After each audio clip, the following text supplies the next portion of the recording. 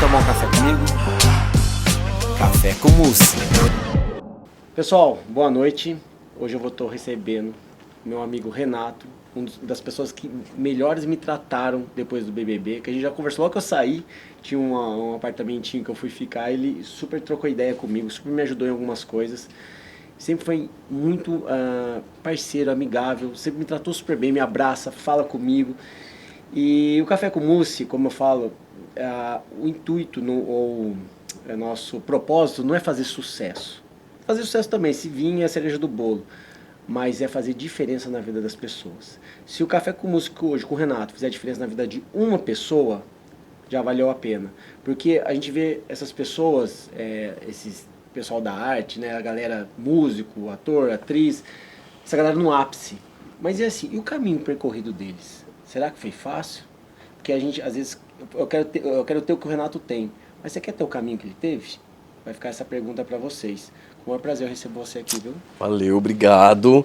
Eu estou também extremamente honrado de fazer parte dessa história, de ser a pessoa para quem eu torcia muito já no programa, na TV, e depois ver o desenvolvimento dele como pessoa, ver a superação que ele teve também. E agora está fazendo parte desse sucesso, que para mim já é um grande sucesso, para mim é uma grande honra. Então, estou aqui e vamos lá, é livro aberto.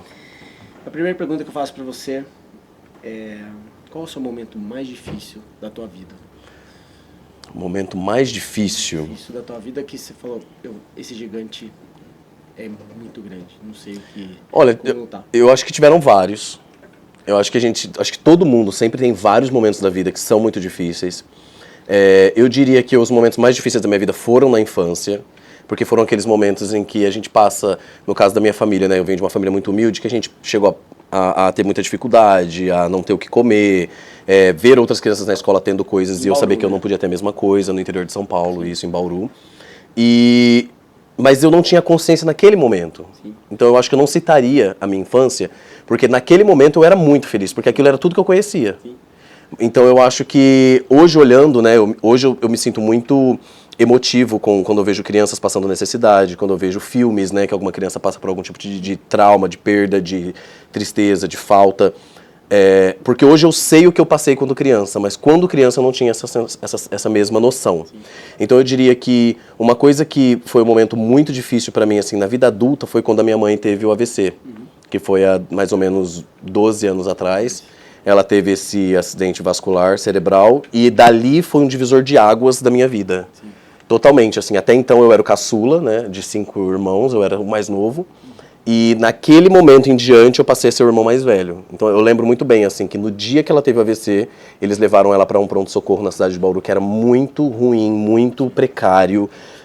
Você chegava lá e você via as pessoas assim em macas nos corredores, os corredores lotados de gente sentada no chão, doente. E eles levaram ela para aquele lugar, que era o mais próximo da casa dela. E quando eu entrei naquele lugar e vi que minha mãe estava num lugar daquele com um AVC, e eles estavam dando bolacha de água e sal com leite para ela comer no dia do AVC, aquilo me deixou muito em choque. Assim, eu falei, não, tem que ter uma preparação melhor para receber uma pessoa dessa forma. E ali eu comecei uma briga, né? Eu fui nos promotores da cidade, fui no juiz, eu fui pessoalmente. Então, assim, imagina um menino de 20 anos, que acabou de entrar na faculdade, que está começando a vida adulta, que está começando a se descobrir como adulto. De repente, uma responsabilidade dessa. Minha mãe sempre foi uma mulher muito autônoma, ela sempre se virou muito, muito independente. Foi um momento muito difícil, então, da época que você lembra, que foi um dos mais que você teve que superar bastante ali. Acho que foi o maior, porque eu achei que eu tinha perdido ela naquele momento, né? Então, pra mim, foi a maior sensação de perda que eu tive até hoje, né? Eu nunca perdi alguém muito próximo. Então, acho que aquela foi a maior sensação que eu tive. Sim. E ao longo da nossa vida, acho que, até eu falo que a ciência explica, a gente pode tomar um café agora, sem açúcar, sem nada, a gente pode achar amargo. E em alguns momentos da nossa vida foi amargo. Na minha foi, acho que da sua também. E eu vou trazer um quadro, que é o Café Amargo, pra gente conversar sobre esses momentos na sua vida. Antes de a gente começar, eu queria saber, eu estava conversando com você ali antes, né, pra gente falar futuramente de empreendedorismo, de investimento. Você mexe com isso hoje? Muito. Muito, porque eu acredito que, assim, quem vem de uma infância difícil, principalmente, cresce e supera isso, né? Através de estudos, no meu caso, fui para a faculdade e tal. Quando eu cheguei na vida adulta e eu vi que a minha vida tinha melhorado positivamente, financeiramente, eu falei, eu não posso correr o risco de perder isso que eu conquistei. Então eu não podia só depender de um salário. Sim. Eu tinha que realmente criar uma forma de criar uma rede de apoio, uma rede de segurança financeira. E eu não vejo forma melhor do que fazer isso do que investimento. E é interessante o que você está falando. A gente tem uma história muito parecida. Eu estava lendo a sua história, óbvio, né? Que o Dário trouxe, né, a gente estudou junto. E exatamente isso. Parece que a minha infância foi difícil, assim. Impressionante que a dificuldade faz a gente ser forte em outras coisas no futuro. Porque essa parte de investimento, eu penso exatamente igual a você. Por causa de uma época difícil, mesmo eu trabalhando, ganhando salário, eu tinha uma oportunidade de estudar e guardar o meu dinheiro, investir o meu dinheiro por causa das minhas dificuldades que eu tive antes. Mas se não fossem as dificuldades que eu tive antes, talvez... Não daria o mesmo valor. Exatamente. E a gente toma por garantido, né? A gente fala, não, tá tranquilo, eu tô ganhando um salário bom. Mas quando você já passou pela necessidade, né, pela dificuldade, você sabe agora que isso existe no mundo. Quando você nunca passou, você fala assim, isso nunca vai acontecer. Quando você já passou, você fala, isso já aconteceu comigo, se eu não me tomar cuidado, eu vou voltar para esse lugar, porque esse lugar existe na sociedade. Existe essa faixa da sociedade que não tem o que comer. Se eu não cuidar do que eu tenho, eu vou estar nessa faixa. Vou voltar para aquele lugar. Se eu cuidar do que eu tenho e eu investir, por exemplo, eu posso multiplicar isso, além de ter para a minha vida, eu posso ainda ajudar outras pessoas que não têm. Com certeza. Galera, como eu estou conversando aqui com o Renato, falando de investimento, e a gente está no PagBank, então é muito legal falar da renda fixa, do CDB com vocês, que eu visto desde garoto. Na minha visão hoje é um dos melhores investimentos, que rende mais que o dobro da poupança, e minha vida toda tá lá na renda fixa do CDB, tá? E o legal assim, que a liquidez pode ser diária, a longo prazo, de acordo com o seu planejamento. E sabe o que é o mais legal? É que no cartão de crédito do PagBank, todo o dinheiro investido vira limite no seu cartão. Ou seja, você está com dinheiro rendendo, investido em CDB, um dos melhores investimentos que tem hoje no país, e o cartão de crédito, o seu limite está garantido, tá bom? Galera, vou abrir aqui o café amargo para ele. Vou mandar o café dele, que tá ruim, né? Primeira palavrinha. Criação sem pai.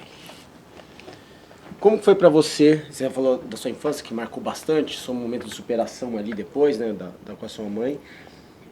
Isso é interessante, que eu também tive uma criação no começo da infância muito difícil. Meu pai separou da minha mãe, sumiu. Depois minha mãe me expulsou de casa, eu fui morar com meu pai com 12 anos. Ele sempre, né, na época, preferiu a esposa da época dele. E eu fiquei sempre sendo a segunda opção. E a criação com meu pai foi muito difícil. Hoje faz falta, hoje eu como adulto faz. Como foi pra você essa criação sem pai? Olha, eu acho que com o tempo pode ser que a gente tem fases, né? E eu acho que conforme a gente vai aprendendo coisas, tendo experiências na vida, a gente vai descobrindo o que faz falta e o que não faz. Sim. Até hoje eu ainda não me deparei com situações na minha vida que eu dissesse que fez falta. Porque eu não penso assim, por exemplo, me fez falta ter um pai. Porque eu tive aquele pai. Sim. Não existe outra opção de eu ter tido outro pai. Então eu tenho que saber se fez falta ter aquele. E aquele não me fez falta ter. Porque meu pai, ele era viciado em álcool, em outros tipos de drogas. Ele não gostava de trabalhar, então ele era um homem muito inteligente. Então todo mundo da minha família, né, todas as pessoas contam pra gente. Eu tinha 2 anos quando ele saiu de casa, né? E a partir dali, eu não digo nem que assim ele abandonou, né, na verdade. Porque quando eu tinha 2 anos, minha mãe decidiu se separar pelo relacionamento abusivo que ela vivia. Então, ela na verdade fez uma escolha, né? Ela falou, não dá pra continuar nessa situação, eu não quero que meus filhos vejam e cresçam vendo esse tipo de situação. Então, aos 2 anos foi quando eu parei de ver ele, e ali eu não tenho memória nenhuma. Então, eu não sabia como ele era, eu não sabia a fisionomia dele. Então, acho que o que mais me tocava, enquanto criança e adolescente, era crescer sem saber se eu parecia com meu pai. Com quem que eu parecia? Porque com a minha mãe, ela é uma mulher, então eu já não ia ver muitas coisas em comum. Mas aí eu via muito menos. Minha mãe é uma mulher branca, e aí a pele sempre mais escura, o nariz mais assim, arredondado, minha mãe sempre nariz pequenininho. Eu falava, mas pra quem que eu puxei? Como que deve ser meu pai? Será que eu pareço muito com ele? Então isso foi uma coisa que eu posso dizer que vinha da falta do pai, que me fazia me questionar e não saber de onde eu pertencia. Eu acho que essa sensação de não ter pertencimento talvez afeta um pouco no crescimento da criança. Mas na vida, eu acho que não ter tido ele perto de mim foi positivo. Porque a minha mãe sempre teve essa afirmação pra gente, né? Olha, se você não gostar de trabalhar, você vai ser como seu pai. Se você beber muito, você vai ser como seu pai. Se você usar droga, você vai ser como seu pai. E eu tinha muito essa vontade de superar as expectativas da minha mãe. Então, sempre que ela falava que ela não queria que eu fosse aquilo, aquilo me distanciava mais ainda de ser aquilo. Algumas pessoas fazem o contrário, né? Mas eu não, eu sempre quis muito fazer o que ela queria. Então, eu sempre me distanciava mais e mais da possibilidade disso. Tanto que hoje eu não bebo nada, né? Nenhum tipo de álcool, nunca bebi, não bebo. Que loucura isso, né? Eu tava vendo nos estudos aí há tempos que nós somos, quando a gente vai ser adulto, dos 3 aos 13 anos, nós temos 80% das escolhas do nosso pai e da nossa mãe. O fato de ele não ter convivido com você, você fez ao contrário do que você poderia ter sido se tivesse, talvez, porque a gente... O pai e a mãe, ele é um Deus pra nós quando é criança, você sabe, a gente vê ele como referência, nossa diamante ali. A gente não acredita que eles erram, Não, que eles mentem, não, nada disso. Nada disso. Então, pô, a roupa do meu pai, eu queria vestir a roupa do meu pai, até da minha mãe, eu via assim, a minha mãe era referência. Mas isso é um estudo já, dos 3 aos 13 anos, as nossas características, 80% são parecidas com nossos pais. E muito disso está falando, seu pai desapareceu depois dos 2 anos, e você não foi nada daquilo naquele começo que ele talvez teria. Não, extremamente, totalmente oposto. Assim, na verdade, nenhum dos meus irmãos, né? Ninguém gosta de beber, ninguém bebe, ninguém tem o costume de beber, nem fumar, ninguém da minha família nunca nem teve a experiência, né?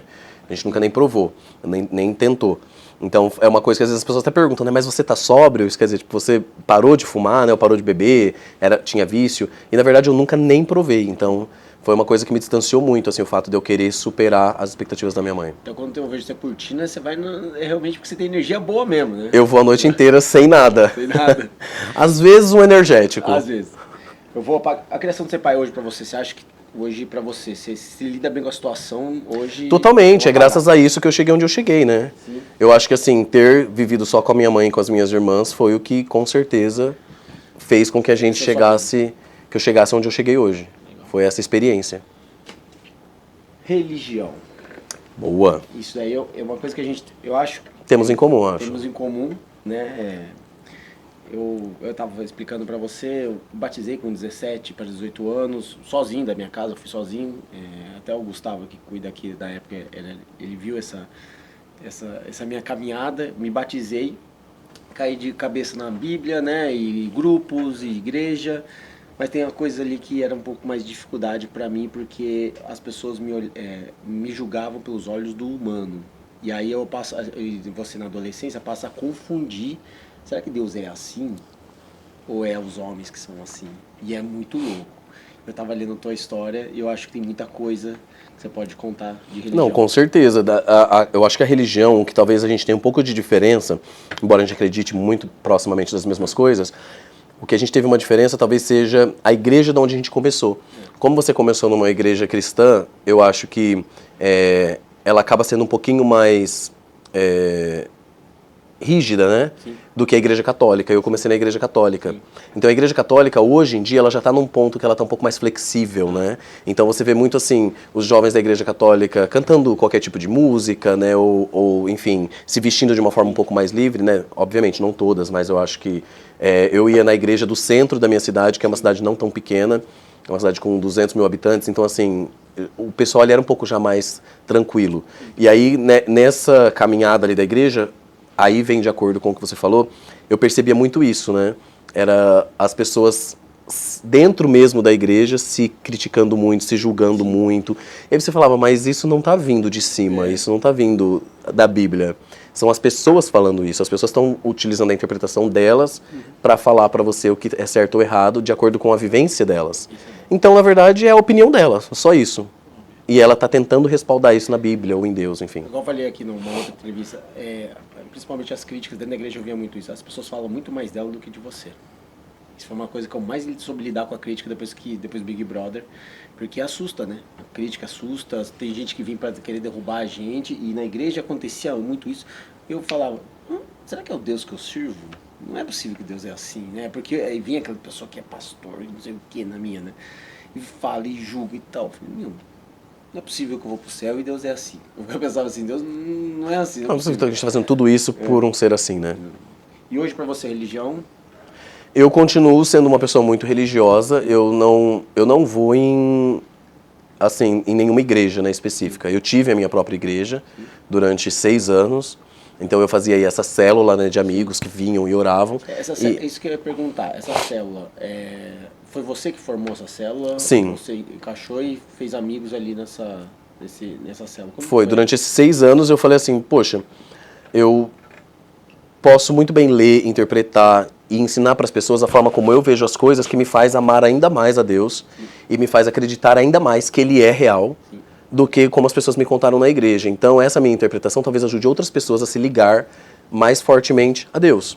E aí foi quando eu comecei a juntar esses amigos e ensinar para eles, ler a Bíblia e ensinar para eles. E aí começou a vir muitos parentes, né, familiares de LGBTQIA+, porque eles chegavam ali e falavam, cara, meu filho acabou de falar para mim que ele é homossexual, bissexual, enfim. E eu não consigo aceitar isso porque eu acho que isso é pecado para Deus. Mas você está dizendo para mim que não tem problema, que eu posso amar meu filho dessa mesma forma, que Deus ama ele dessa mesma forma? Como você me explica isso? E aí, quando eu explicava isso para os pais e para os familiares, eles passavam a realmente a ver daquela forma. Falaram, cara, isso faz sentido, o jeito que você está falando, a forma como você está explicando, as passagens bíblicas que você está me mostrando. Realmente, não tem sentido eu continuar julgando meu filho, criticando meu filho e tirando a vontade do meu filho de viver, às vezes, dizendo para ele que ele está errado e que não tem mais salvação, porque ele não consegue mudar quem ele é. Então acabou a vida dele aqui. E muitas vezes é por isso que a pessoa acabava tentando alguma coisa contra a própria vida. Eu acho extremamente injusto quando alguém faz isso, né? Quando não aceita a escolha do outro e faz isso como se fosse Deus não aceitando a pessoa. Desculpa, tá? Jesus, quando foi para a cruz, quando ele foi morrer, quando ele estava sendo crucificado, tinha o lado esquerdo e o lado direito aprisionado. O lado não lembro qual, esquerdo ou direito, ele com todo o coração ele falou com Jesus ali e tal, que ele acreditava em Deus, acreditava em Jesus. E ele é um cara que matou, assassinou, sei lá, estuprou, ele estava ali, ele seria condenado na cruz, era a pior das condenações da época. E Deus sentiu o coração dele naquele momento, falou comigo, hoje mesmo estarás comigo no céu. Quem somos nós para julgar a escolha de um, achar que é certo ou errado? Tipo, se Jesus perdoou tudo da vida da pessoa e levou ele pelo coração dele, quem somos nós para julgar a escolha? É bizarro, é absurdo. Até porque, se a gente parar para pensar nesse exemplo, por exemplo, ali de crucificação, ali eles estavam crucificando pessoas que eram realmente criminosos, né, que estavam fazendo algo contra a lei. E quando você pensa em amor, quando a pessoa diz que ela ama uma pessoa do mesmo sexo, ela não está cometendo crime nenhum. Ela está simplesmente dizendo que ela ama essa pessoa e ela quer viver dessa forma a vida dela. A escolha dela não é sobre quem ela é. Ela não está escolhendo ser homossexual. Ela está escolhendo viver essa vida. Ela está escolhendo casar com quem ela ama, ser quem ela é, falar nos 4 ventos, estar na rua de mão dada e ter um casamento com a família presente. Ela está escolhendo ter os direitos de um matrimônio como qualquer outra pessoa tem.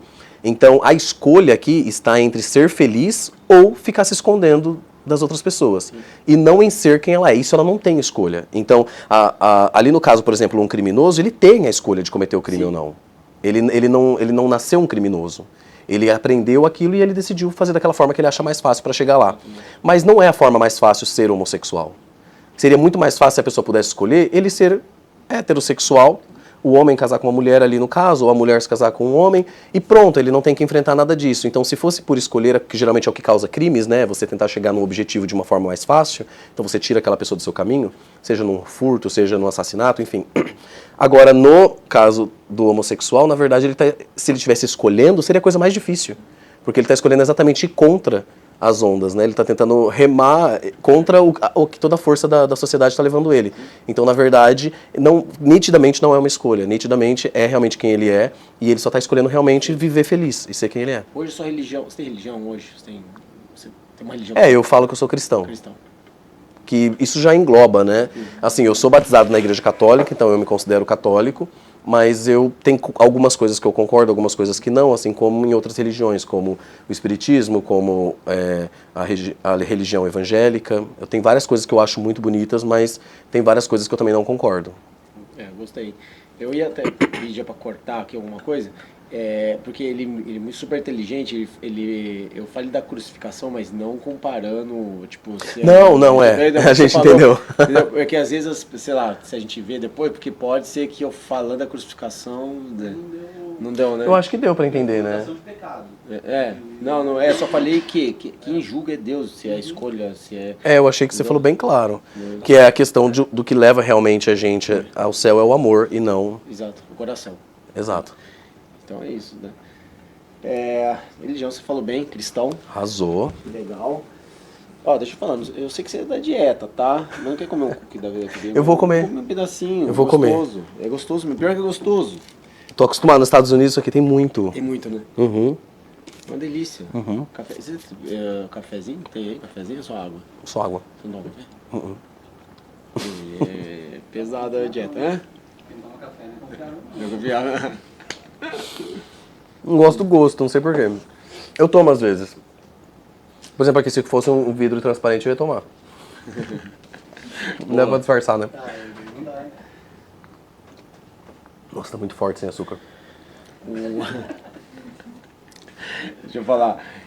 Uma coisa que na minha vida, né, foi muito difícil. A gente tava conversando ali, mas pra você, como que foi a mudança de país? Mudança de país é amargo também. Eu costumo falar assim, é aquele negócio bittersweet, né? Que é uma mistura de amargo com doce. É uma delícia. As pessoas veem lá as fotos da gente na frente ali da Torre Eiffel, ali na frente do Hollywood. Nossa, tá ali. Rico, tá rico. Não, tá perfeito. As fotos são lindas, realmente. A experiência é maravilhosa.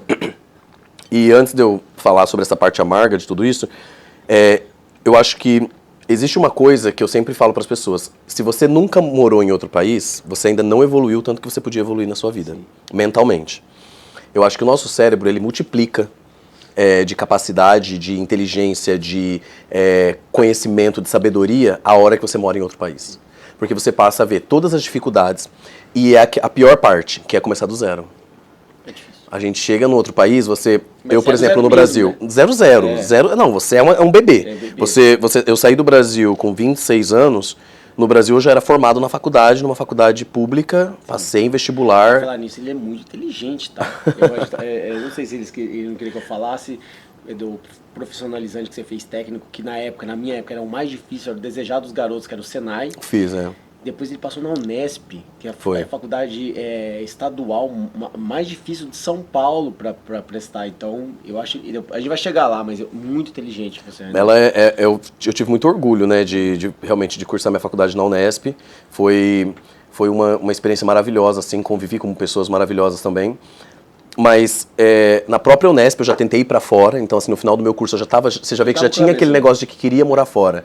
E aí eu tentei fazer um intercâmbio, mas aí eu fui tentar no último ano, sim. E aí o intercâmbio tinha que ser de 2 anos. Aí eu falei, poxa, já tô 4 anos na faculdade, ficar 5 para fazer intercâmbio, aí eu já fiquei meio na dúvida. O inglês também era bem fraco, assim, e precisava ter inglês para ir. E pega pra caramba, né? Quando não tem inglês, eu lembro, nossa, eu apanhava. A gente chega analfabeto. Analfabeto, exatamente. Literalmente. Então, assim, a gente vê a dificuldade que muitas vezes uma pessoa que não sabe ler, não sabe escrever, tem, mesmo falando a língua do país. A gente vê a dificuldade que é para conseguir um trabalho, as limitações que ela tem para conseguir crescer na vida, ganhar um salário digno, conquistar coisas, comprar sua casa, ter um carro. E a gente muitas vezes ignora isso na nossa sociedade. Então a gente vê ali pessoas na nossa sociedade que trabalham em trabalhos que ganham muito pouco, que são muito desvalorizados na sociedade, e a gente não percebe o quanto é difícil para aquela pessoa estar naquela situação e quanto ela não tem a opção. Então quando eu fui para fora, cheguei lá e vi que eu não sabia falar, não sabia escrever, eu só conseguia entender o que 1 ou 2 pessoas falavam. A maioria das pessoas que eu encontrava na rua eu não conseguia entender. Tinha um sotaque diferente de uma cidade diferente, eu já não entendia nada do que a pessoa estava falando. E as pessoas chegavam falando com você normal, como se te conhecessem. O dia que a gente está falando aqui agora, muito rápido. Exatamente. E isso, imagina isso numa outra língua. Então, assim, por mais Pega que eu... uma palavrinha só do que ele falou e você acha que é uma coisa nada a ver, meu Deus do céu. A gente passa muito, muito perrengue com isso. E eu acho que a experiência lá fora é muito boa, a nossa mente realmente abre muito, evolui muito. Eu indicaria para todas as pessoas que tiverem a possibilidade de viajarem, de morar fora um tempo, que faça sempre, mas que saiba que realmente tem que ter muita vontade. Não é só ir para fora ganhar em dólar, ganhar em euro, estudar, não é só isso. Posso falar que foi um dos momentos mais difíceis da minha vida. Eu morava lá na Austrália, morei na Austrália, né? Quase 3 a 4 anos. Meu, foi muito difícil. Trabalhar na construção, lavando louça. A gente vê lá as viagens, posso estar aqui, eu tô na Indonésia, tô indo ali pro Japão, pra Tailândia. Eu fazia, né? Tava aqui na New Caledônia, Ilhota, achava que era o cara. Mas, meu, era muito difícil. Acordar às 5 da manhã, trabalhar 12 horas, sem comer uma vez por dia, lavando louça 8 horas por dia. Então, assim, é bom pra caramba, mas tem que ter peito pra ir. Tem Tem que ter muita vontade. Tem que ter vontade, porque não é fácil. É o que eu acho que as pessoas se enganam muito com isso. Elas veem as fotos É. e acreditam, chegando lá, vou trabalhar pouquinho, vou ganhar bem Exato. e vou viver na mamata. E realmente não é assim pra ninguém, não importa. não é. Não importa se você vai com amigos, não importa se você vai com namorado, não importa se você vai com família. Pra você vencer, você vai ter que se dedicar muito, se esforçar muito, porque você tem que superar. Então imagina, eu tô nos Estados Unidos hoje, fazem 6 anos. No meu primeiro ano, quando eu cheguei, foi quando eu já comecei a fazer esses trabalhos que eu fiz lá, de clipes, filmes e tal. E foram trabalhos maravilhosos. Então, no primeiro ano que eu cheguei, eu já fiz isso. Mas foi um ano que eu trabalhava quase todos os dias, não tinha horário. Eu trabalhava, por exemplo, do meio-dia à meia-noite num dia, aí no outro dia, 7 horas da manhã, eu tinha que estar em outro trabalho. Sei. Aí das 7 às 7, aí no outro trabalho eu tinha que entrar 10 horas da manhã. Aí depois no outro trabalho eu entrava meia-noite. Não tem noção, né? Era muito louco, porque eram trabalhos totalmente E ao mesmo tempo desconexos tinha e que soltos um aprender do inglês. outro. Ao mesmo tempo tem que aprender inglês. Não, eu ia aprendendo no meio, né? Eu lembro que eu falava para as pessoas assim no set de filmagem, eu tava fazendo o clipe, gravando um clipe, e depois a música estourou, essa música, né? E eu tava lá gravando no dia e eu falei pro meu colega do lado, eu falei, ó, em inglês muito devagar, né? Eu falei, se você vê que o diretor fala comigo, você me avisa, porque eu não entendo. Então eu conseguia falar inglês, conseguia entender, mas tinha que ser tudo muito devagar. E aí eu falei, ó, se alguém falar comigo, me avisa, porque eu não tô entendendo nada. Então eu ia pro set de filmagem, imagina, com 100 pessoas, não sei quantos diretores, filmagem. O diretor tinha feito vários clipes e músicas que eu era muito fã, então eu ficava já tremendo só por conta disso, de saber que eu tava trabalhando com pessoas grandes. E aí eu, chegando lá, sabendo que eu não ia entender nada que as pessoas falavam ao meu redor. Então, até hoje, né, até hoje eu tô em algum lugar, se a pessoa falar de mim aqui, eu não entendo. Porque tem isso, né, quando não é a sua língua.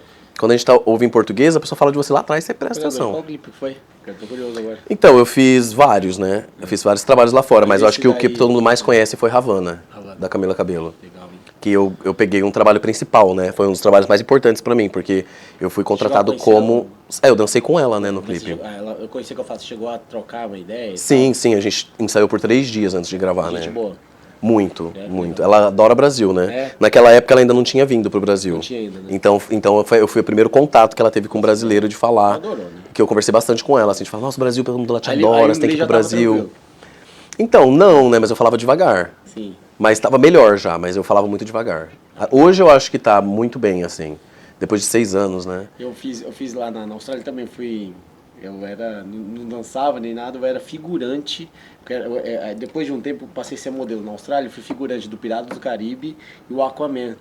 Figurante mesmo, tipo, do Aquaman era um monte de gente fugindo de alguma coisa, eu correndo lá com a roupa. E é engraçado, porque eu não entendia nada que o Seth falava. Aí corre pra esquerda, eu corri pra direita, entendeu? Aí o pessoal começava, que isso, o cara tá louco. Aí ia lá, me buscava. Não, ele é brasileiro, não fala muito bem a língua. Aí eu fiz assim, eu vi o John Depp do Piratas do Caribe bem longe.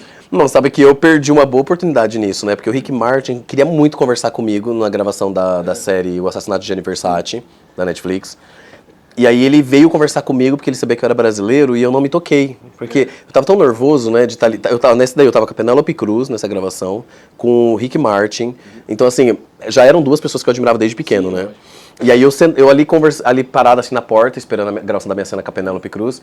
E aí eu falei, cara, não acredito, eu vou entrar com a Penélope Cruz na cena agora, não acredito, eu ia ficar do lado dela, né? O tempo todo era com ela, que meu personagem era o auxiliar dela. Sim. Então eu ficava ali esperando ela pra gravar a primeira cena. E aí veio o Rick Martin na minha direção. E aí ele parou na porta e falou, tudo bem? Em português. E aí eu respondi, I'm okay. Eu falei em inglês. Aí depois que eu me toquei, eu falei, cara, nossa, ele falou em português comigo, ele sabe que eu sou brasileiro.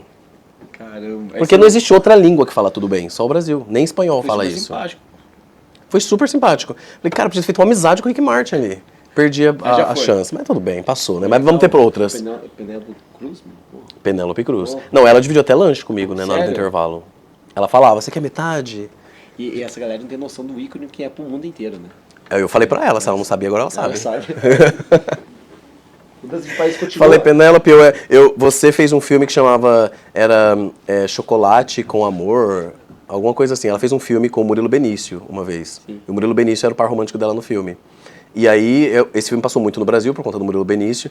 E eu assisti no filme, ele traía ela, porque na hora que eles iam fazer amor, ela tinha que ficar por cima. Porque se ele ficasse no controle da relação, ela sentia enjoo e não conseguia ter relação com ele. Então, esse filme me marcou, porque eu tenho muito enjoo quando eu tô no carro e eu não dirijo. Se eu não dirigir, se eu não estiver no controle, eu sinto enjoo, por conta de movimento.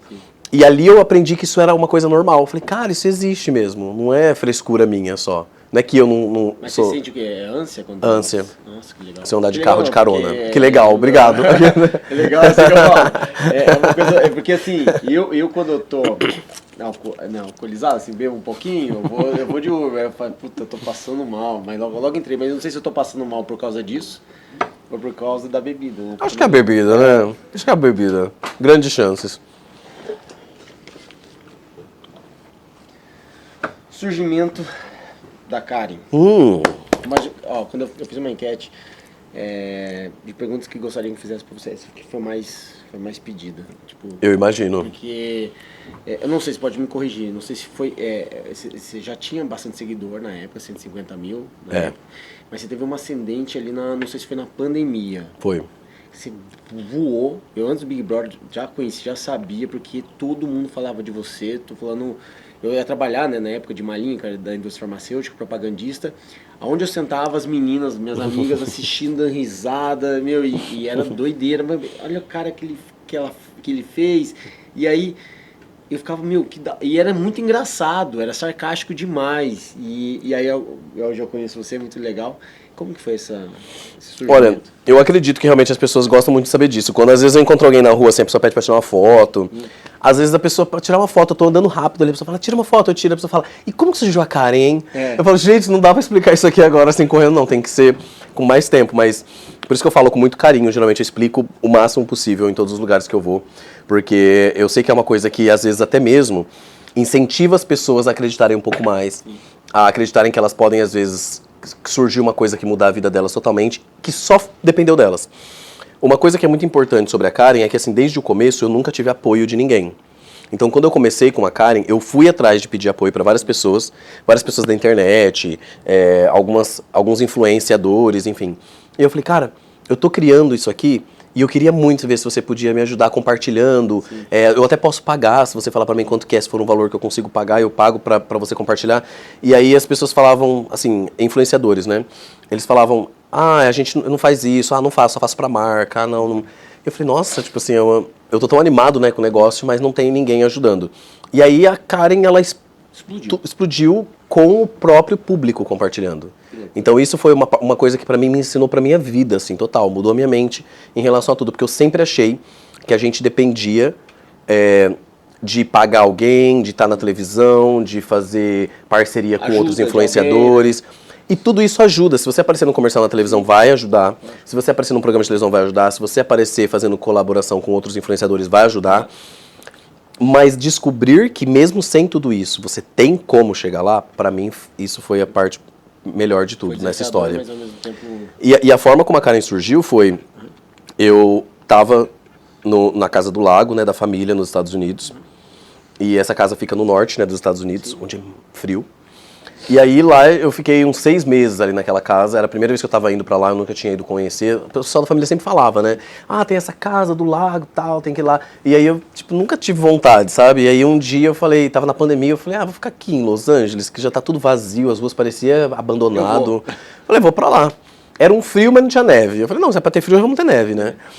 Aí eu fui pra lá, fiquei lá 6 meses, porque eu gostei muito, era pra ter ido pra ficar 2 semanas, um mês, fiquei 6 meses.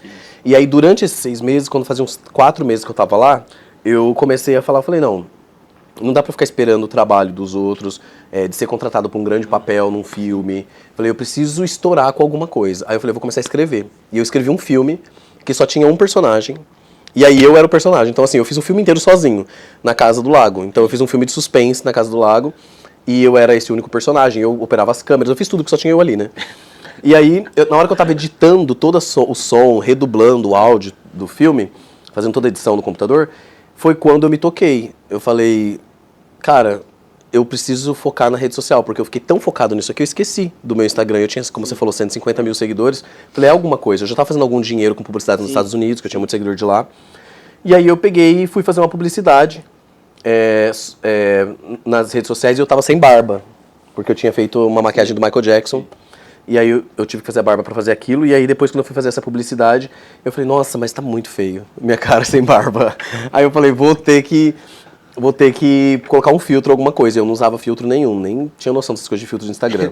É isso que é o mais engraçado. Eu não tinha noção nenhuma de filtro, eu fiquei conhecido com o filtro, né? E aí eu entrei no Instagram, achei um filtro legal, mas ele mudava a cor do olho. Aí eu falei, não, essa mesma pessoa que fez esse filtro deve ter outros que não muda a cor do olho. Aí quando eu fui pesquisar, eu achei esse filtro de maquiagem muito forte, brincão dourado, a pele perfeita, os cílios enorme. Eu falei, cara, isso aí é muito louco, esse filtro. E aí eu fui fazer uma brincadeira e gravei um trechinho e vi que mudava a minha voz. Eu falei, um filtro que ainda muda a voz da pessoa? Não, isso é muito surreal, eu nunca vi isso na vida. Aí eu peguei e fiz um vídeo zoando assim no meu Instagram, nos stories. Eu falei, nossa, eu não tô parecendo aquelas mulheres ricas que na pandemia, ela é a coitada na pandemia porque ela teve que demitir todo mundo porque ela não tá mais para ir pra Disney. Então, pra ela poder viajar internacional, ela tem que demitir os funcionários, né? E aí eu fiz essa zoeira e postei, sem pensar, só postei. E aí o pessoal começou a me mandar mensagem. Gente, assim, de 4 anos que eu não falava da minha cidade, gente que eu não via falar há muito tempo. A pessoa mandou, cara, nossa, que legal isso que você tá fazendo, faz mais. E eu falei, gente, eu vou continuar fazendo, só que daí eu comecei a perder seguidor, né? Então, fazendo isso, na verdade, para os meus seguidores que estavam ali mais ativos, eles não gostaram. Porque eles falaram, não, a gente tava aqui vendo esse cara que a gente acha, sei lá, bonito, aparece sem camisa, não sei o que, aí de repente aparece ele com uma maquiagem de mulher. Isso, preconceito? Ah, com certeza, eu acho que muito foi preconceito. Eu acho que muita gente não conseguia discernir que aquilo era um filtro. Muita gente achava que eu tava ali maquiado mesmo, fazendo o vídeo. Então, muito claramente, na hora já foi um preconceito. Eu acho que se as pessoas tivessem tido a noção que era um filtro logo de cara, a pessoa entenderia, tipo, ele tá ali colocando um filtro, brincando e tal. Quando a pessoa acha que é maquiagem, a pessoa já vem o preconceito, né? Não, é uma drag queen, é um transexual. E aí foi quando eu falei, eu vou abrir um Instagram dela, da Karen. Aí você abriu o Instagram dela, já bombando, e você registrou o nome, é isso? Não, no primeiro semana. Quando eu abri o Instagram dela e eu vi que no primeiro dia ela já ganhou 10 mil seguidores, no segundo dia tava com 30 mil, em uma semana tava com 60 mil, em 2 semanas tava com 500 mil. Quando eu vi que isso estava crescendo muito rápido assim, eu falei, não, eu vou solicitar. Aí eu já fui lá, entrei e fiz o pedido de patente do nome, né, Karen Kardashian, na primeira semana. E aí eu já comecei o processo de pedido de patente, do nome, do logo. Já tava batendo 1 milhão. Né? Já, porque o nome, na verdade, era só Karen, né, no começo. Sim. Eu coloquei só Karen porque nos Estados Unidos, naquela época, na pandemia, estava muito em alta essas mulheres que não queriam usar máscara de jeito nenhum, que falavam que não tá na legislação, não tá na Constituição, então elas não são obrigadas a usar máscara nas ruas e nos comércios. E aí dava muita briga, porque daí as funcionárias falavam, mas a senhora tem que usar. E aí a pessoa ia pra cima e batia na funcionária e falava, volta pro seu país, do sul. E aí eles começaram a apelidar essas mulheres americanas que se achavam muito brancas, né, e achavam que elas eram superiores, de Karens. Porque eu acho que a primeira ou alguma coisa assim aconteceu e aí depois todo mundo começou a falar, olha lá, outra Karen, outra Karen. E aí esse nome Karen nos Estados Unidos virou esse sinônimo de pessoa que se acha demais, que é essa mulher que acha que o mundo tem que girar em torno dela.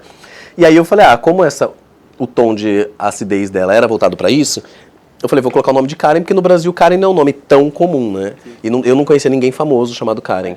Aí eu coloquei esse nome, Karen, só que da hora que eu fui registrar no Instagram não tinha a possibilidade de colocar só Karen. Já tinha uma Karen. Aí eu falei, vou ter que colocar um sobrenome. E aí foi quando eu pensei no sobrenome dela. E aí deu muito certo. E deu muito certo porque, coincidentemente, depois de 1 mês eu fui perceber que todas as Kardashians são com K, né? Eu não sabia disso, eu nunca fui dentro da cultura das Kardashians. Então eu coloquei brincando e depois eu percebi que Karen também era com K. Falei, caraca, qual era a chance de eu escolher um nome com a mesma letra? Eu nem sabia, pô.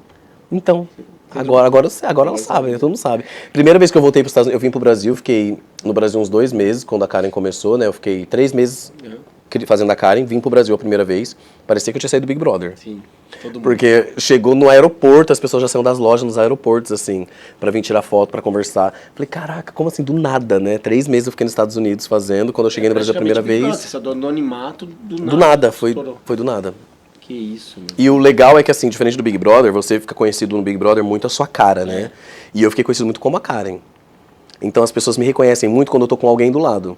Então, por exemplo, se o Todd estiver do meu lado, se a Lúcia estivesse do lado, sempre que tem alguém, algum personagem que eles conhecem na internet que tá do meu lado, imediatamente eles sabem que sou eu. Mas se não tivesse, se eu estivesse sozinho, eu passo despercebido muitas vezes. E é engraçado isso que ele tá falando, porque até a pergunta de vir hoje pro café, eu falei, você quer vir como Renato ou como Caio? Não, eu vou como Renato. Pra ele contar a história dele realmente. Eu acho que a história da Karen é uma história muito legal também, tem muitas coisas positivas, ensina muita coisa para as pessoas, mas eu acho que a minha, ela tem essa profundidade, né? Da infância e de onde eu cheguei até hoje, então eu acho que é muito mais valioso para as pessoas nesse tipo de situação. E é legal contar a história, porque a gente vê você hoje, né? Sucesso, Karen e tal, né? Mas o quanto você realmente é inteligente, cara. De verdade. O jeito de se expressar, de conversar. Mas, pô, passar na Unesp, a galera que talvez na nossa época era mais difícil. Era. Não é fácil, é uma faculdade extremamente pedagogia ainda, né? Então. E cursar é muito difícil, né? É muito eu lembro que a gente entrou 50 alunos na minha turma e no final só se formaram 20. Os outros todos estavam reprovando em matérias e tinha que ficar mais tempo na faculdade. É muito difícil. A galera não tem eu falo, Manu novinha, 19 aninhos. Era a faculdade mais difícil de passar da época, junto com a USP, né, que era federal. E eu vendo a história, como você é inteligente realmente, desde Senai, de Unesp, depois para os Estados Unidos, estudou, foi fazer algo com um negócio de filme, né? Achei legal pra caramba. Então a gente conhece a Karen, né? Toda engraçada e tal, mas por trás... são totalmente diferentes. São diferentes, porque o Renato é muito inteligente. Isso daqui, não sei Qual que é agora? Se aconteceu. Preconceito, coisas pra você, com você.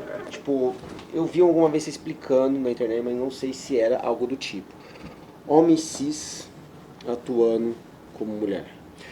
Então, aí é uma coisa polêmica, porque assim, eu vejo que hoje na internet, no Brasil, enfim, tem várias vertentes e várias pessoas que têm pensamentos diferentes em relação a isso. Eu vejo isso de uma forma muito natural, porque pra mim isso vem da arte, né? Então pra mim, enquanto ator, as pessoas brincam muito e eu aceito e acho até engraçado as pessoas acreditarem tanto, sabe, na personagem, ao ponto de eu receber críticas pelo posicionamento dela ou pela forma dela de ser, como se ela realmente fosse aquilo ali no dia a dia, 24 horas por dia. Então pra mim aquilo ali, na verdade, se torna no final um elogio. Eu sempre vejo isso como elogio. Mas, pra mim, o trabalho do ator, ele sempre vai ser fazer com que as pessoas acreditem no personagem. Sim. Se você não acreditar no meu personagem, eu falhei enquanto artista. Você tem que acreditar no meu personagem. Então, quando eu olho, por exemplo, um quadro muito bem pintado, eu tenho que acreditar que aquele quadro ele tem um relevo. E aí eu chego perto e vejo que não tem, é a pintura que dá essa impressão. Sim. Ou um sol que eu falo, cara, aquele está brilhando de verdade. Quando eu chego perto eu vejo que não, é só pintura e foi como ele brincou com as cores. Sim. Então, eu acho que é a mesma coisa o ator. E as pessoas podem olhar pra mim e falar, cara, ela é assim e é assim que acontece. E quando chega perto, vê que... Não, na verdade, é ele que está ali por trás e ele realmente utilizou de todas as nuances dele, de todas as cores para trazer isso à vida real. Mas o que eu até perguntar assim, o preconceito, eu sei que você já falou sobre isso, eu até joguei só para ver se você falava, ou poderia falar normal, com tranquilidade. Existiu preconceito? Ou as pessoas vão te ofender por isso? Muito. As pessoas falavam pra mim, você não pode falar nós mulheres. Essa é uma coisa que eu vi muito, né? Tanto que na internet até hoje, quando alguém quer tentar me ofender ou tentar fazer chacota ou alguma coisa na internet, quando tem alguma postagem sobre mim, às vezes a pessoa vai lá e comenta embaixo.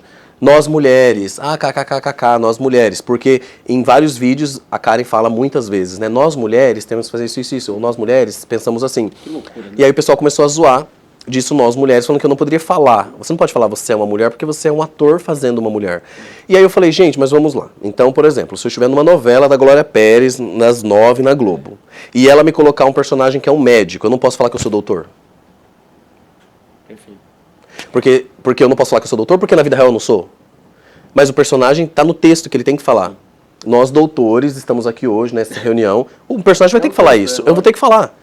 E é o personagem. E quanto mais as pessoas acreditarem que eu sou um médico, porque eu falo com vontade, porque eu tenho um olhar de cuidado, porque eu tenho uma precisão na hora de pegar um bisturi, eles têm que acreditar. Eu já vi pessoas, na verdade, até isso foi um exemplo bom.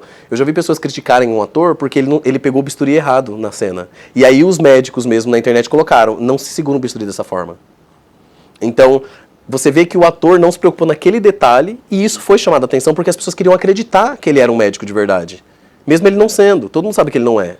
Mas ainda assim as pessoas pontuaram isso. Da mesma forma, eu penso assim, eu não quero que as pessoas olhem pra mim e falem assim, eu não vou falar vocês mulheres, e as pessoas vão falar assim, mas a Karen não é uma mulher? Por que ele tá falando vocês mulheres? Exatamente. Ele tem que falar nós mulheres. Eu não vou deixar as pessoas me falarem como o meu trabalho tem que ser feito. Eu, como ator, eu vou fazer o melhor que eu posso fazer, que eu sei que tem que ser feito. E o que tiver de falha sobre isso, eu sempre vou ouvir a crítica e vou continuar. Em relação a essa crítica que aconteceu, veio muito do lado das pessoas trans, né, das mulheres trans. Em específico, um pequeno grupo das mulheres trans, que falou, olha, você não pode fazer, por exemplo, publicidades como Karen, porque deve estar tirando o lugar da mulher trans. Mas vamos lá, a Karen, ela não é uma mulher trans. A Karen, ela é uma personagem que é uma mulher cis hétero. Então a Karen, ela não está vendendo um produto como, por exemplo, lingerie para mulher trans. Ela está vendendo lingerie para mulheres hétero. Então, se alguém virar para mim e falar assim, você está tirando uma publicidade de alguém, seria de uma mulher hétero que faria aquele comercial, uma mulher cis hétero que faria aquele comercial. Uma mulher trans não teria sido contratada naquele comercial específico porque aquela mesma marca que me contratou quando aconteceu essa polêmica foi uma marca que chegou para mim e falou assim, nós vamos lançar uma linha para mulheres trans, especificadamente, e a gente queria te chamar. E aí eu falei, mas eu não sou trans, a Karen não é uma mulher trans, então se vocês quiserem me chamar, a gente pode chamar, mas tem que ser para lingerie normal, porque para mulher trans tem outras pessoas, e indiquei, no caso, até uma ex-BBB, a Ariadna Arantes, e de fato depois eles até contrataram ela. Então, e aí quando veio a polêmica, foi quando surgiu a minha publicidade disso, e aí veio uma mulher trans, e aí ela disse, olha, você tá, só que de forma muito agressiva, muito grosseira, levantando, incitando ódio na internet, enfim, com vários palavrões, terrível. E ela falou isso publicamente, em nenhum momento ela veio e me mandou mensagem, falou assim, podemos conversar sobre isso? O que você acha disso? Porque a nossa visão é essa. E aí, quando ela fez essa postagem, eu muito pacificamente fui e comentei. Ok, então o Paulo Gustavo não podia fazer a Dona Hermínia, não podia lucrar com isso, não, porque o que ele fez foi algo baseado na mãe dele, não tinha como ele contratar uma atriz renomada para fazer a Dona Hermínia, porque é a mãe dele, ele conhece como ninguém. Não importa se ele é um homem cis. Ele conhece a mãe dele como ninguém vai conhecer. Ele foi, por isso, o sucesso. A mesma coisa, a Karen, ela é base de muitas coisas da minha mãe e das minhas irmãs, da vida delas. Ninguém vai saber falar sobre isso tanto quanto eu sei. Por isso, do sucesso. Você sofreu com essa... não digo crítica, mas esse pequeno grupo que tentava te ofender de alguma forma ou te tirar esse direito que você está sendo um ator ali, representando a Karen. Como que você sofreu com isso tudo que aconteceu? Olha, eu digo que assim, é muito difícil. Eu sou uma pessoa, assim, mentalmente, né, psicologicamente até hoje, eu sou muito firme, muito forte, assim, né, geralmente com o que eu quero, com o que eu sei. Dificilmente alguma coisa me abala ao ponto de eu ficar chateado ou triste. Mas naquela situação, eu acho que me entristeceu ver que outras pessoas estavam pensando aquilo. Então, por exemplo, eu vi aquela postagem agressiva, ali naquele momento eu já sabia que ela tinha perdido todo a razão, o sentido do que ela vinha falar, porque não veio comigo primeiro individualmente, enfim, pela forma como foi feito. Depois daquilo ali, a hora que eu vi outras pessoas falando assim, cara, de fato, agora pensando, esse cara tá fazendo uma coisa errada. Quando eu comecei a ver comentários desse tipo, eu comecei a falar, cara, ela tá influenciando outras pessoas a pensar de uma forma errônea que vai trazer prejuízo e vai trazer algo negativo para vários artistas. Porque se um ator não puder mais atuar, o que ele vai fazer? É como você falar para o cantor que ele não pode cantar de traição se ele nunca foi traído. É como você falar para um cantor que ele não pode... uma cantora que ela não pode cantar uma música no masculino de uma música que já fez sucesso de um homem. Na minha cabeça, como alguém igual essa pessoa aí influencia pro lado ruim da coisa, né? Tipo, algo assim... eu acho que com certeza postou, sei lá, para voltar a crítica a você. Para as pessoas realmente baterem em você porque você fez uma escolha que você não está fazendo. A minha conta foi derrubada, né, na época. Na época, né? Na época, ela incitando esse ódio, os fãs foram até a minha conta e tentaram derrubar. E aí, só que assim, como eu tenho os contatos no Instagram e tenho vários amigos do meio, eles voltaram a minha conta em poucas horas. Mas é uma coisa que poderia ter acabado com o meu sonho ali. Tá doido. Então assim, com o meu sonho de trabalhar com a arte, uma coisa que não estava afetando ninguém, não fala de ninguém, não tenta incitar ódio contra ninguém, pelo contrário. Toda vez que tem alguma situação assim, eu sempre venho em defesa das pessoas, principalmente das mulheres, né? E uso a minha conta para isso. sempre vinculado a instituições que ajudam mulheres. Então, ali naquele momento eu falei, poxa, é uma coisa tão grave você de graça fazer isso única e exclusivamente porque você acredita naquilo, mas eu acho que a opinião daquela pessoa e de todas as pessoas que concordaram com ela, super válida. Eu acho que você sempre tem que ter a sua opinião e a sua luta e lutar por isso. Se ela enxerga daquela forma, ela tem algum porquê de enxergar daquela forma, ela tem as dores dela, o passado dela, e eu entendo isso. Eu não entendo a forma como foi feito. Exato. Inclusive, ela tem um podcast, tem um programa, e eu falei, gente, eu teria com prazer ido lá falar sobre isso. Explicar para ela, explicar para os ouvintes dela como é a minha visão em relação a isso, e às vezes até entender mesmo, no local dela de fala, ela falar assim para mim, olha, eu concordo com isso que você está falando, mas tem essa linha aqui que você cruzou que talvez não poderia ser cruzada. E eu tentar entender qual é o ponto, em que ponto, porque talvez ela não estava falando para mim que tudo que eu estava fazendo estava errado. Talvez ela está dizendo que em algum ponto ali poderia ter sido diferente. E eu estaria pronto para ouvir isso. Mas a forma como foi feito, ao você... Publicamente, né? Publicamente e com palavras de baixo calão, com palavras pesadas, com agressividade, com ofensas. Quando a pessoa faz isso, você já passa a pensar, ela me odeia como pessoa. Ela me odeia como pessoa, como profissional, como ser humano. Pegou o contexto inteiro. Em nenhum momento ali pra mim ficou assim, ela não gostou dessa atitude. Ela não gosta de mim. É algo pessoal e geral na minha existência para ela. Então, naquele momento, para mim, quebra qualquer possibilidade de diálogo, de solução, de resolução. Porque se não existe abertura para diálogo, quando ela fez aquela postagem eu comentei e depois disso ela me bloqueou nas redes sociais, para eu não pudesse comentar e ela continuou fazendo postagens agressivas. Não tem relação nenhuma. Não, nenhuma. Em algum momento eu vi alguma postagem dela, acho que no Facebook depois, que ela criou uma marca, acho que uma marca de lingerie depois disso, porque deu uma polêmica que ela acabou, assim, o pessoal vendo ela, se beneficiou disso. E aí eu fui e comentei, parabéns, fico feliz de ter ajudado. Mas nesse sentido, de assim, que da forma como aconteceu, realmente trouxe algo positivo para ela. E de coração, de fato. Eu acho realmente que ajudou ela de alguma forma isso. E deu a visibilidade para a causa dela e para o que ela queria dizer. Eu só sinto muito que ela ainda não aprendeu como fazer. Mas o que eu acho errado, legal, fez sucesso, sei lá, é eu ganhar algo através de prejudicar o outro. E isso para mim se deu parabéns lá, legal, mas eu não acho isso sadio, não acho isso legal. Eu querer crescer, ou não querer crescer, mas crescer ou ter algo que me, sei lá, o café com o Múcio, o Rodrigo, mas passar por cima de outro, porque eu tô criticando o outro, porque eu não gostei do ato do outro, e aí eu ganho um benefício. Mas é porque a gente é assim, né? A gente tem essa visão de que assim, eu quero chegar lá, mas eu não quero chegar lá dizendo que eu usei ninguém de degrau. A nossa visão é assim. E eu acredito que pode ser que a visão dela, por conta de tudo que passou na vida, seja mais reativa. Sim. Então, assim, imagine só para uma mulher trans. Eu acho que de todas as pessoas na nossa sociedade hoje, eu acho que elas são as mais afetadas. Sim. Até mais mesmo do que homens trans. Assim, a gente vendo de fora, né? O tanto que a gente pode ver e falar sobre isso. De toda a minha experiência, foi o que eu vi, assim, principalmente na minha igreja. As mulheres trans eram as que chegavam mais destruídas, mais quebrantadas, mais desanimadas, mais desesperançosas. Porque para elas já tinham visto de todos os lugares que elas não têm espaço. Então eu sempre vi que elas já vinham com esse escudo, sabe? Então eu acredito, por isso que eu acho que naquela hora eu fui e dei esse parabéns, porque não era uma pessoa, uma mulher cis, hétero, que sabe, só queria biscoito, enfim, não foi isso que eu vi ali. Porque já teve situações assim na internet e pra mim eu ignorei a pessoa e passei a vida ali. Mas naquele caso eu acho que eu entendo que ela vem de um lugar que a gente nunca vai entender como é vir dali ou como ser aquela pessoa. Sim. Então mais por conta disso que talvez eu tive essa empatia naquele momento e que até hoje eu tenho um carinho quando eu penso nessa pessoa. Sim. Eu não vejo essa pessoa com olhos de, nossa, ela me prejudicou e eu espero que um dia ela pague por isso. Eu não tenho essa visão, sabe? Sim. Eu acho que a gente pensa muito parecido nesse quesito. A gente consegue seguir em frente e deixar as pessoas para trás, mas quando tem alguém que a gente sente que você sabe de onde a pessoa veio, sabe? Você fala, não, eu acho que eu tô entendendo de onde ela tá vindo, eu nunca estive naquele lugar, eu nunca vou saber o que é. Você tá entendendo do outro lado. Isso, as pessoas às vezes não entendem, por exemplo, eu erro, alguma coisa eu erro.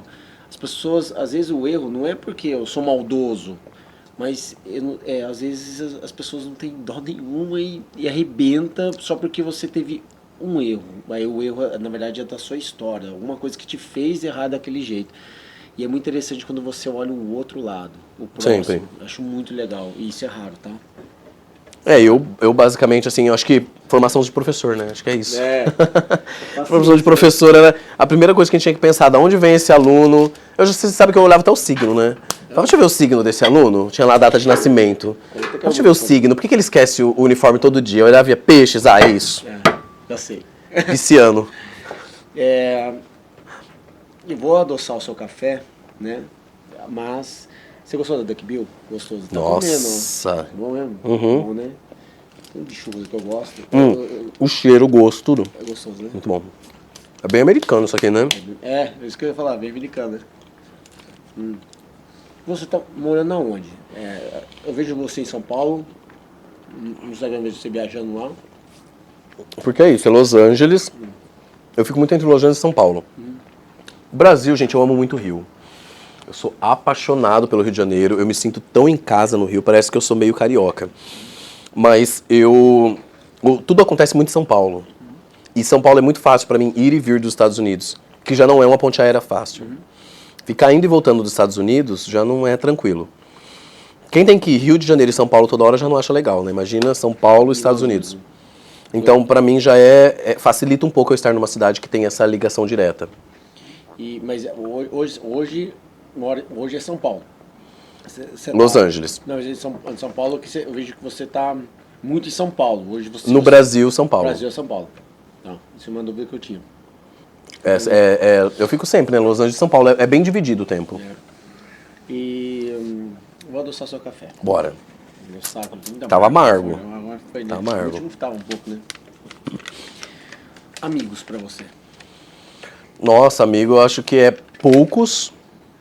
Eu tenho poucos amigos.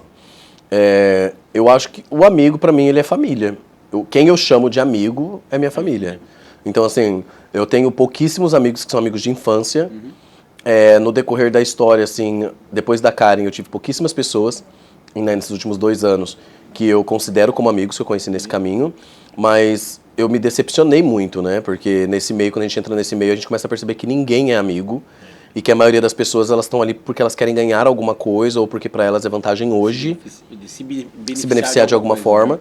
mas que elas somem da sua vida. E para mim isso não é amizade. Então quando as pessoas falam assim, eu já vi várias pessoas falarem assim, amigo é aquele que você fica um tempão sem ver e quando você vê é a mesma coisa. Para mim isso não é amigo. Então eu respeito as pessoas que têm esses amigos e que consideram isso amizade. Eu não considero isso amigo. Para mim um amigo tem que estar o tempo todo com você. Se ele não pode estar presente, ele tá falando com você sempre, ele tá vendo como você tá, ele tá se atualizando da sua vida. Não tem esse papo de, ai, não, meu Pra amigo, mim, não, eu já tive amigo que assim, eu mandei mensagem pra pessoa, falei, como você tá? Tô bem. Aí, sei lá, a pessoa teve uma perda muito grande na família, isso pra mim me marcou muito nessa amizade, era uma amizade muito grande que eu tinha. Essa pessoa teve uma grande perda, e aí eu acompanhei tudo isso, fiquei em contato, queria ir visitar, queria ir ver, e a pessoa não me respondia, sabe? E aí eu falei, cara, como você tá? Tá tudo bem? E a pessoa não respondia, eu falei, nossa, mas não faz sentido isso, sabe? Você tá se preocupando com a pessoa, querendo saber como ela tá, e a pessoa te distanciando dela, sabe?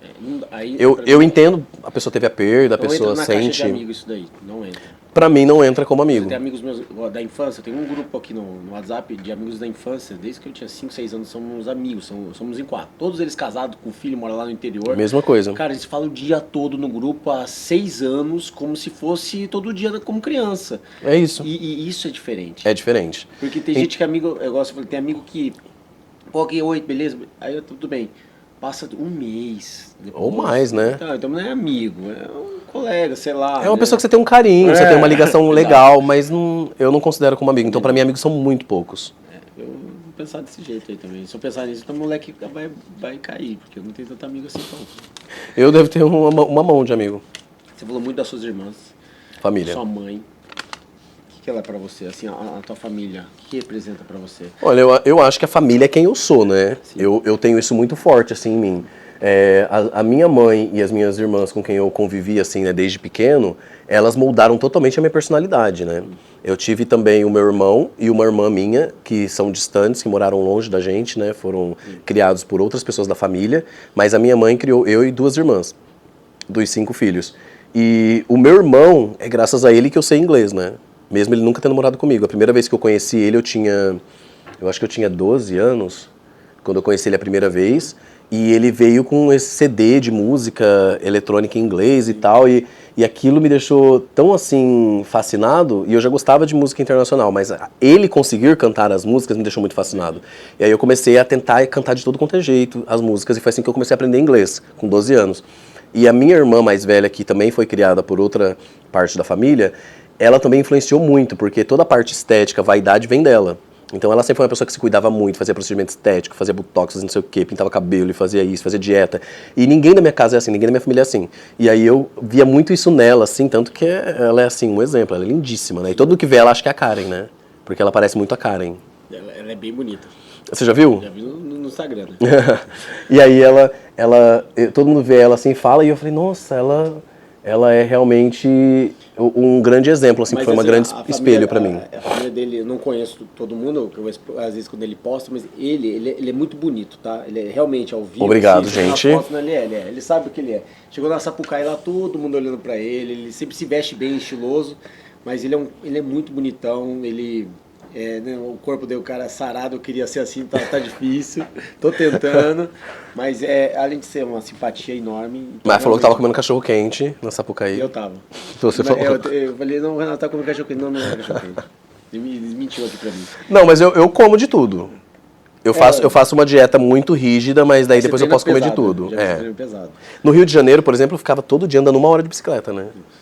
Então tem um esforcinho, no meio do carnaval, treinando e andando de bicicleta todo dia. Isso que a gente falou agora, respeito aos seguidores, os seus seguidores. Como você lida com...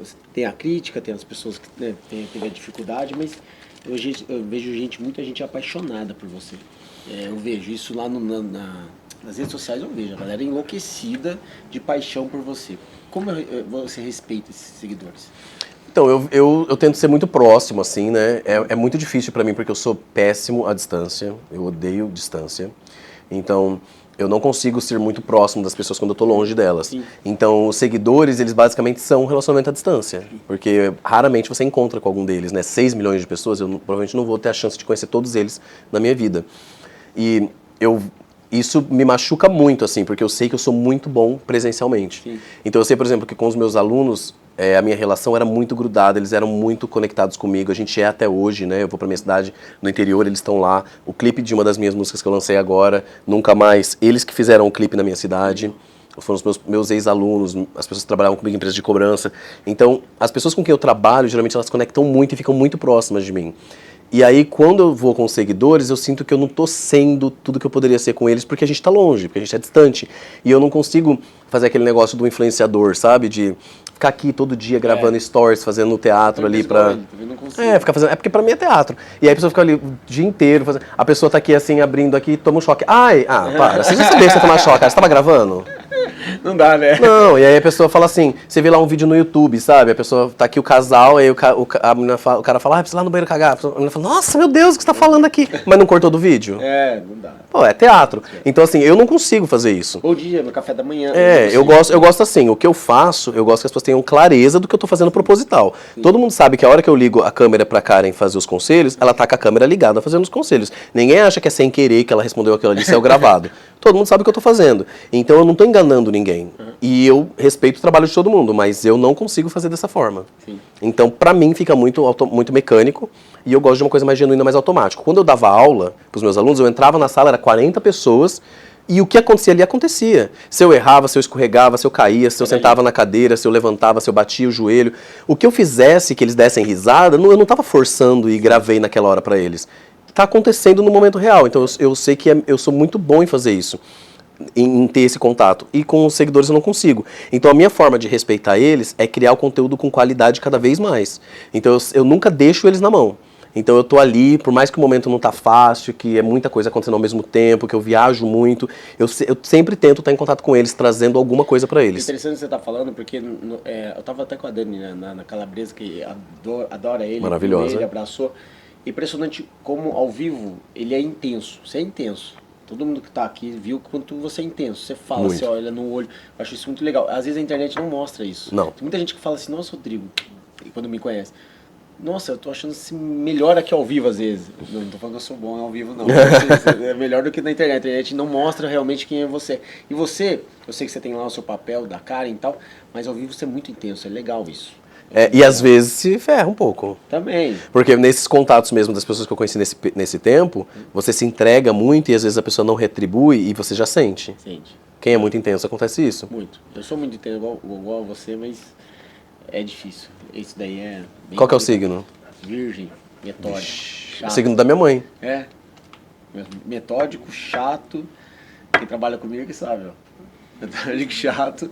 Eu sei, ó, Beyoncé e Michael Jackson, imagina. Nossa. São os artistas mais detalhistas, né? Detalhista é chato também. Perfeccionistas. Às vezes eu falo que eu não sou chato, mano. Sou muito chato, olha lá. Sou chato. Não vão comentar. A última vez que eu vou. A último adoçante que eu vou fazer aqui, porque eu queria muito te perguntar disso. Projetos futuros. Projetos futuros. Bom, então a gente está no meio de um projeto futuro agora. Sim. Um dos projetos, eu tenho vários projetos, mas um dos projetos que eu tenho agora acontecendo é de música. Então, como Renato Chip, eu tô lançando um projeto agora que é de músicas todas no estilo dos anos 80. Então é um EP com 5 músicas. Ele chama, tô falando em primeira mão, ninguém sabe disso ainda, mas ele chama 1988, que é o ano que eu nasci. Então ele vai ser só de músicas dessa era, de 10 anos ali. Então vai ser do final dos anos 70 até o final dos anos 80. E eu já lancei 2, né? Eu lancei Nunca Mais, que é uma música que tem essa pegada um pouco mais rock, pop daquela era. E fala sobre essa coisa do você não me quis quando a gente estava ali, e agora que você quer, eu não quero. E a segunda música que eu lancei foi Livre para Amar, que fala um pouco mais sobre essa trajetória da vida que a gente corre, né? De descobrir o como amar alguém livremente, o como poder ser você livremente, sem nenhum tipo de rótulo, de julgamento, de críticas, enfim. Simplesmente, você às vezes não queria, mas escreveu? você conheceu eu que escrevo todas. Legal. Eu tive essa ideia assim na minha cabeça, muito firme, de que as minhas primeiras músicas eu queria escrever todas, né? E lançar. Então são 5 músicas e todas escritas só por mim. Você lançou 2. Lancei 2, faltam 3, que é um projeto de 5. E eu tô lançando uma por mês, né? E aí você pode contar comigo lá, eu não vou ser esse pessoal que não pode. Você vai correr você vai fazer o figurante correndo no clipe? Vou fazer o figurante e pra Correndo, postar, eu falar, vai pra esquerda, ele vai pra direita. e pra postar pode me contar comigo, tá? Não sou esse pessoal mal. Bora. Não,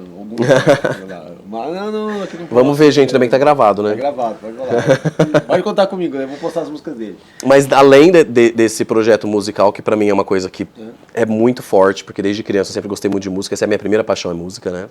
Além disso, eu tô fazendo também, eu tenho também o projeto de fazer uma premiação, esse é um projeto que eu tô com bastante foco agora, e é uma premiação que pra mim não tem hoje no Brasil. Então eu quero fazer algo, trazer realmente Hollywood para São Paulo. Então, para mim, esse é uma outra coisa que eu estou trabalhando bastante agora para fazer acontecer. A gente está até encerrando praticamente. Eu queria saber uma coisa. A sua vivência em Los Angeles. Todo mundo falou, igual você falou, Los Angeles. Nossa, isso é uma delícia morar lá, maravilhoso. E você trabalha lá em Hollywood mesmo. Como é que é ali, Hollywood? Essa é uma dúvida minha, tá? Como é que é Hollywood ali?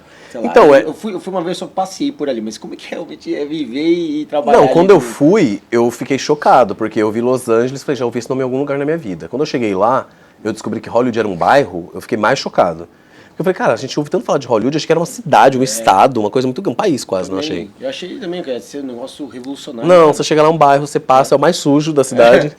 Mas é isso, Hollywood, você estar ali é muito legal, muito legal. Eu acho que todo mundo tem a oportunidade de ir, tem que ir mesmo. E se tiver a oportunidade de trabalhar lá, trabalhe também. Você fez com a Camila Cabello, você fez ali mesmo? Tudo ali. Pô, deve ser uma sensação incrível, né? Porque o mundo fala de Hollywood. Não, você cada tá dia um ali. set de filmagem diferente. Eu fui, por exemplo, quando eu fiz o Assassinato de Gianni Versace, eles iam escolher minhas roupas e tal, eu tinha que fazer a prova, né? Sim. Do filme, antes de ir pro filme, da série. Então eu fui nos estúdios ali, né, da Fox, que é pra Fox que gravava. Sim. E aquele estúdio enorme, que é uma cidade, né? É uma cidade, você tem ali uma rua que é Nova York, uma rua que parece a França, uma rua que parece... É incrível. E aí eu andando naquelas ruas, eu não acreditava naquilo. Eu falei, cara, eu vi isso aqui em tal filme, eu vi isso aqui numa série, é nessa rua que acontece aquele episódio de tal seriado. Eu ia andando tudo aquilo, não acreditando na grandiosidade que é todo aquele lugar. E aí na filmagem, você entrando naqueles, nos estúdios, né, que são enormes, e você vendo aquele negócio do silêncio, a gente tá gravando, e você fica sentadinho aqui uma vendo. sensação diferente, né? É incrível. Pra mim, que gosto muito dessa parte artística, foi uma grande realização. Porque a gente cresce assistindo. Imagina, desde criança, assistindo Hollywood, sempre foi, né? Aí você tá ali, você, fazendo esse tipo de trabalho, é emocionante. Desculpa, não tem como não mexer com a sua mente. Mexe muito. Né? Tá doido. Mexe com a infância, né? Desde criança eu era assistindo filmes que eu tinha vontade de ir embora pra lá. Eu tô falando disso, uma sensação, que eu era garoto, eu via a Globo, né? A Globo, Projac, eu falei, nossa, deve ser uma coisa, né, louco, imagina, eu nunca vou ali, nunca vou passar por ali. E aí eu fui, né, pelo Big Brother, mas depois eu fui pro Projac, vi ali os estúdios, as novelas. Participou dos ali. programas. Cara, ele passa um filme na tua cabeça, eu assisti, quando era garoto. Você foi na Ana Maria, você tem noção? Não, doideira, né? Aí eu pensei assim, cara, passa um filme na minha cabeça. Quando eu era garoto, eu assistia as novelas e eu nunca imaginei, por exemplo, o Gianecchini veio aqui no meu primeiro bate-papo, foi o Gianecchini. Lá em 2000, ele é lindo, tá? Mas na época ele era o galã do Brasil, todo mundo só falava dele. E ele tá ali comigo batendo um papo, é uma coisa ainda que é surreal você pensar nisso. Há 20 anos atrás eu era fã do cara lá no Projac, no Rio, quando eu ia imaginar, tô aqui batendo um papo, é muito legal. Eu acho que isso a pessoa que eu mais senti foi a Penélope Cruz. Sentar com ela nos intervalos e ouvir ela, e ter a chance de falar pra ela sobre o filme que eu assisti, sobre a minha infância, sobre como eu via nela tudo aquilo. E hoje, pra sempre, eu acho, ela sempre vai ser a pessoa que eu mais admirei, que eu conheci até hoje de celebridade, né? E ela, pessoalmente, ela é incrível, é por isso que eu tô falando. Hoje ela é a pessoa que eu mais me inspiro pra ser como ela, como artista. Então hoje eu olho pra ela e falo, quero ser como ela, eu quero que as pessoas que chegarem perto de mim sintam o que eu senti do jeito que eu sentei do lado dela. E eu acho que eu tenho passado isso. Quando eu conheço algum fã, alguém assim, geralmente eu trato a pessoa muito bem, sempre pensando nela. Falo, cara, ela dividiu o lanche que ela tava comendo comigo. Assim, as pessoas vieram falar pra mim, não, você não pode ficar esperando que você tem que esperar lá. Eu falo, não, por que ele não pode esperar aqui? Ele vai ficar aqui, a gente vai começar a gravar já já. Então, assim, as pessoas... Então, a produção toda se incomodava de você estar perto dela, mas ela mesma queria que você ficasse. E uma coisa que ela falou, que eu acho que isso serve também de aprendizado pra todo mundo, no final da gravação, eu lembro naquele dia a gente trabalhou muitas horas, desde muito cedo, e eram 11 horas da noite, e ela chegou uma hora, o diretor ficava pedindo pra regravar a cena, regravar a cena, regravar a cena. Ela virou e falou assim, ela chamou o diretor perto dela, e eu tava do lado, porque eu sempre tinha que estar do lado dela nas cenas, e aí ela falou assim pro diretor, eu não vou gravar mais nenhuma, depois vocês chamem uma dublê, alguma coisa, porque eu não vou gravar mais, eu já gravei várias vezes. Hoje eu saí muito cedo da minha casa, eu não vi meus filhos acordarem, mas eu vou ver eles dormirem, então eu tô indo embora agora. E aquilo me marcou muito. Ela parou tudo, um diretor grandioso da Fox e da Netflix, né? E parou ele pra falar que, você não fez seu trabalho até agora? Perdeu. Eu tenho que ir. Mas o fato do motivo pelo qual ela fez aquilo, que era todos os dias ver os filhos acordados em algum momento. Ou ela ia ver de manhã, ou ela ia ver à noite. Mas ela ia. Mas ela ia. Eu achei isso muito bacana. E é legal você estar falando que ele viu a Penélope Cruz, que é super gente boa e tal, e a gente vê algumas pessoas, nossa, queria ser fã, queria chegar perto.